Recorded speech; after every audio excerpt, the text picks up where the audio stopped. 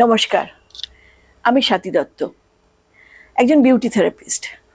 আজকে আমি একটা কথা বলবো আপনাদের সঙ্গে যে আয়ুর্বেদিকের সঙ্গে কসমোটোলজিস্টের কি সম্পর্ক।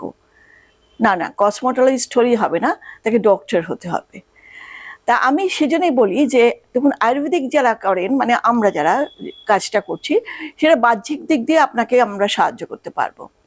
কিন্তু আপনার অভ্যন্তরীণ যদি কোনো গোলযোগ থাকে, যেমন আপনার নাকের হয়তো শেপটা ঠিক করতে হবে, লিপের শেপ ঠিক করতে হবে, দাঁত আপনাকে ঠিক করতে হবে, অথবা আপনার স্কিনটাকে ঠিক করতে হবে। স্কিন হয়তো আপনার অনেক বুড়িয়ে গেছে, বা আপনার চুলটা ভীষণভাবে পড়ে গেছে, টাক পড়ে গেছে, সেক্ষেত্রে কিন্তু আপনাকে একজন ডক্টরের কাছে যেতে হবে, যিনি অ্যাস্থেটিক মেডিসিন।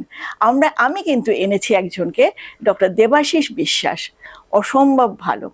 দেখুন, আমি দেখেছি, আমি অনেক কসমোটোলজিস্টের সঙ্গেও কাজ করেছি, কিন্তু দেখুন, ডক্টরি ব্যাপারটা না থাকলে, মানে ডক্টর যদি না হয়, সে কখনোই কিন্তু অভ্যন্তরীণ বিচারটা, মানে অভ্যন্তরীণ চিকিৎসাটা করতে পারে না। এখানে সব রকম ব্যবস্থা আছে ডাক্তার দেবাশিস বিশ্বাসের কাছে, এবং এটা আমি এনেছি আপনাদের জন্য, যাতে আপনারা পরিপূর্ণভাবে পরিষেবাটা পান। নমস্কার।